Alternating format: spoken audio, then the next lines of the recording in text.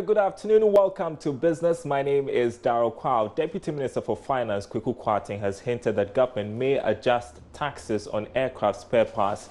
This comes on the back of recent announcement by government slashing benchmark values on general goods imported by 50% and those of vehicles by 30%. He was addressing stakeholders at a breakfast meeting in Accra.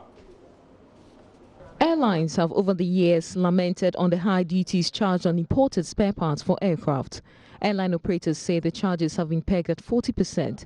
But touching on the issue, Deputy Minister for Finance Kweku Kwarteng said his outfit will be looking at reducing these charges. Import duty on parts that you bring in is part of the concerns you have. It will form part of the engagement we're going to have. But we would just also like to remind ourselves that just the beginning of this year, government has announced intervention at the ports to ensure that import duties and general payments at the ports go down. But as I indicated, all these will have to be had in closer discussions to see what residual issues remain to be dealt with. He was speaking at the third aviation breakfast meeting, which brought together stakeholders in the aviation industry to deliberate on ways to develop the industry. The Minister for Aviation, Kofi Adda, therefore urged the airlines to be forthcoming with data on taxes charged to help with negotiations. Nothing has come from them. They only complain when you ask them to do any analysis and make proposals to us so that we can justify things when we present to the Minister of Finance. They don't bring anything. We try to set up committees for them to be part of, they don't come. So I don't think the onus is on us. It's on the airlines and the operators. They should be able to come to us with some concrete things on what it is that we need to do to support them, to help them, to make sure they're able to operate more profitably or more efficiently in a manner that would enable them to be able to expand their businesses. We are more than happy to champion their cause if there's any justification. We're more than happy to go and argue the case before the Minister of Finance. But you just can't walk to the Minister of Finance without any justification, without any basis.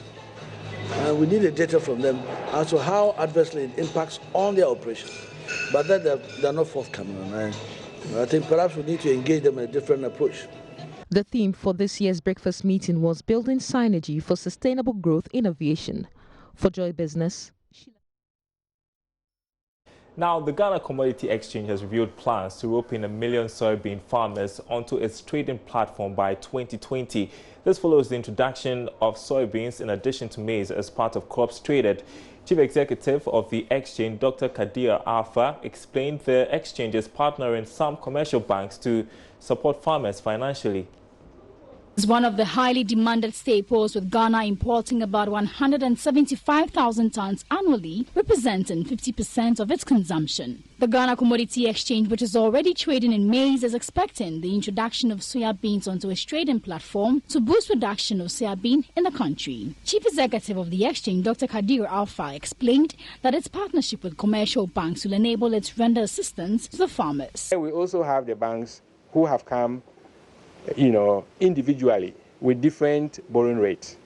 And then we've always said that we want the banks to compete on interest rate. So those banks who will come with interest rates that are not competitive will probably not get any business. And we want them to come with more innovative, products. Also provide other services like insurance and others. So we are working with them to ensure that we have all these things gathered so that the farmers can get better deals at the end.